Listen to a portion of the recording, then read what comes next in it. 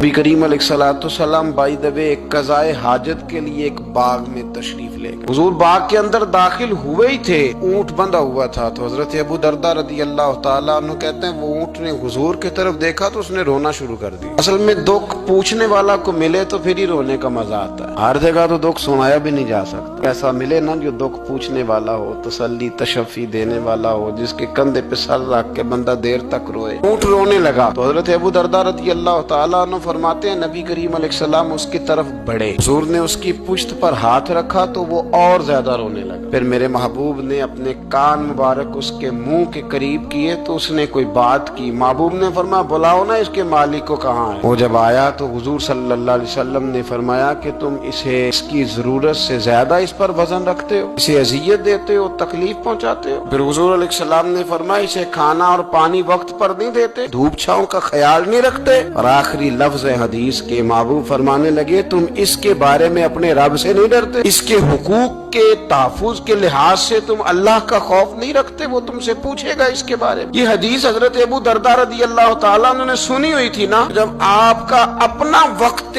विसाल आया ना तो हजरत अबू दरदा ने भी ऊँट रखा हुआ था। जनाब अबू दरदा रदी अल्लाह तआला अन्हु ने घर वालों से भी माफियां मांगी, रिश्तेदारों से भी, दोस्तों से भी। तो फिर ऊँट के सामने भी जाके खड़े हो कहने लगे ऊँट देखना अल्लाह की बारगाह में मेरी शिकायत ना कर देना, उसके हुजूर कह ना देना कि या अल्लाह इसने मेरे हक नहीं अदा किए। फरमाया मैंने कोशिश की है तेरे हुकूक अदा करने की, और अगर कहीं कमजोरी रह गई तो मुझसे दरगुजर करना। ये अंदाज था उन लोगों, जिन बातों का हमें पता चल चुका है उस पर अमल की भी तो कोशिश होनी चाहिए। तो मेरे अजीजों जानवरों के हुकूक मेरे नबी करीम अलैहिस्सलाम ने बयान फरमाए। सबसे पहली बात हुजूर ने ये बयान किया कि जानवर को गाली ना दो। एक शख्स ने एक मुर्ग को गाली दी थी तो नबी पाक अलैहिस्सलाम ने फरमाया इसे गाली ना दे, ये तो तुझे आजान के लिए बेदार करता है। पता ना कुछ नवाबजादों और शहजादों की नींद खराब करता है मुर्गा भी। तो खैर मुर्गियों ने अज़ानें पढ़नी छोड़ दी। तकलीफ की बात है, खुशी की बात नहीं, दर्द की बात, ये अजियत की बात। यानी वो वतन भी को वतन है जिसमें अजान की आवाज ही ना है, वो देश भी को देश है। हम जाके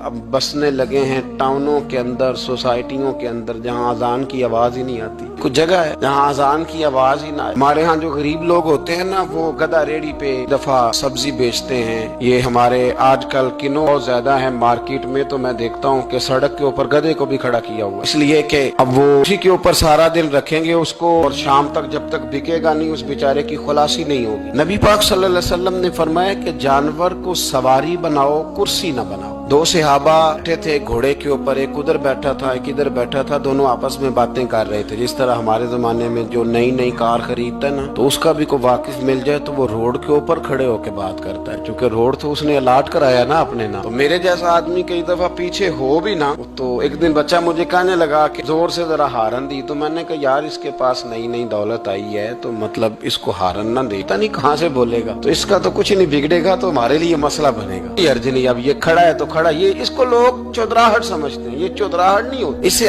ये आपके कमजोर होने की अलामत है। इस तरह छोटा आदमी इस तरह के काम करता है। बड़े लोग तो किसी को तकलीफ ही नहीं देते क्योंकि वो बड़े होते हैं। तो नबी पाक अलैहिस्सलाम ने देखा दो गुलामों को, एक के घोड़े का मुंह इधर है दूसरे का इधर है, तो आपस में गुफ्तो शुनीद कर रहे हैं। मेरे रसूल करीम अलैहिस्सलाम ने वही तंबीह फरमाई, हुक्म दिया, फरमाया सवारियों को सवारियां बनाया करो, कुर्सियां ना बनाया करो। जब तक चलना हो इस पर बैठो, और जब बात करनी हो तो घोड़े से नीचे उतरो, फिर बात करो तो फिर दोबारा घोड़े पे बैठो, कि उससे उतना ही काम लिया जाए जितना वो उसका बोझ बर्दाश्त कर सके। अब्दुल्लाह बिन मुबारक ने ना किराए पे घोड़ा लिया था, किराए पे सवारी लेते। हजरत अब्दुल्लाह बिन मुबारक रहमतुल्लाह ताला ने एक शख्स से किराए पे घोड़ा लिया कि मुझे फलां सफर पे जाना है तो घोड़ा किराए पे दे दो। उसने कहा जी किस किसने जाना है? तो आप फरमाने लगे मेरा वजूद देख ले, नहीं जाना है। तय हो गया, आपने घोड़ा उससे ले लिया। जब आप जाने लगे तो एक आदमी रास्ते में मिला, कहने लगा हुजूर कूफे जा रहे हैं? फरमाया हाँ। कहने लगा ये मेरा खात भी ले जाइएगा, ये मेरा खात है। कितना वजन होता है खात का? ये मेरा खात है, फला आदमी को दीजिएगा। तो आप फरमाने लगे तो मेरे साथ वापस चल घोड़े के मालिक के पास, अगर वो इजाजत देगा ये सफर घोड़े पे ज्यादा रखने का तो मैं रखूंगा, अगर वो इजाजत नहीं देगा तो मैं नहीं रखूंगा। तो वो आदमी कहने लगा हुजूर इतनी छोटी छोटी बातों का क्यों ख्याल रखते हैं? अब्दुल्लाह बिन मुबारक फरमाने लगे इसलिए कि मैं रहमतल लिल आलमीन नबी का मानने वाला हूँ, मेरे रसूल पाक अलैहिस्सलाम रहमतल लिल आलमीन है, तो मैं इतना भी जुल्म जानवर पर कर सकता, मैं पहले इजाजत लूंगा उसके کے مالک سے، اس کے بعد پھر میں آگے جاؤں گا۔ تیسری بات، حضور علیہ السلام نے فرمایا جو جانور جس مقصد کے لیے پیدا کیا گیا اسے وہی کام لینا ہے، دوسرا کام نہیں لینا، جس مقصد کے لیے پیدا کیا گیا۔ گھوڑا، گدھا اور خچر کھانا اسلام میں ذبح کر کے کھانا اس لیے جائز نہیں رکھا گیا کہ یہ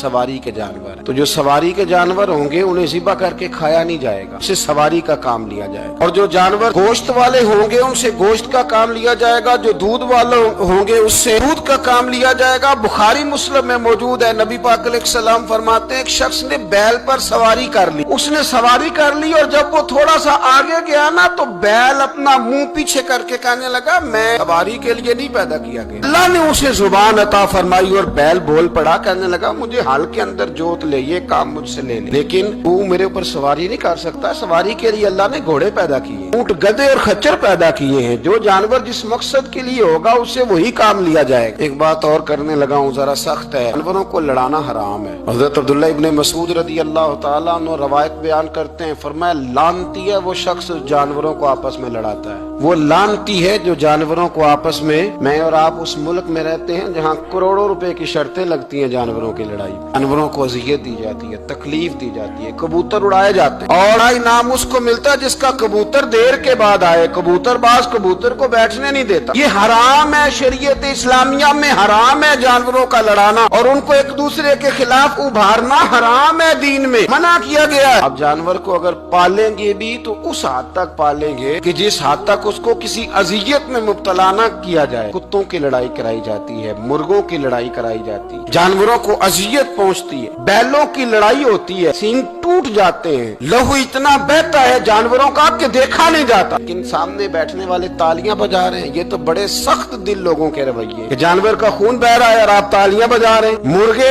بیچارے کی چونچ لہو لہان ہو گئی ہے، سامنے والے نے اتنا مارا ہے اور یہاں تالیاں بج رہی ہیں کہ میرا جیت گیا، بجائے اس کے کہ اس کو پٹی کی جاتی، اس کو دیکھا جاتا۔ یہ تو سنگ دل لوگوں کا کام ہے، ہم تو رحمت للعالمین نبی کے غلام صلی اللہ علیہ وسلم، ہمارے دین نے تو ہمیں یہ مزاج ہی نہیں دیا، ہم نے تو پیار کرنا، ہم نے تو محبت بانٹنی، ہم نے تو شفقت کرنی۔ نبی پاک علیہ الصلوۃ والسلام نے انور سے اس کے بچوں کو جدا کرنے سے منع فرمایا، تک بچے کو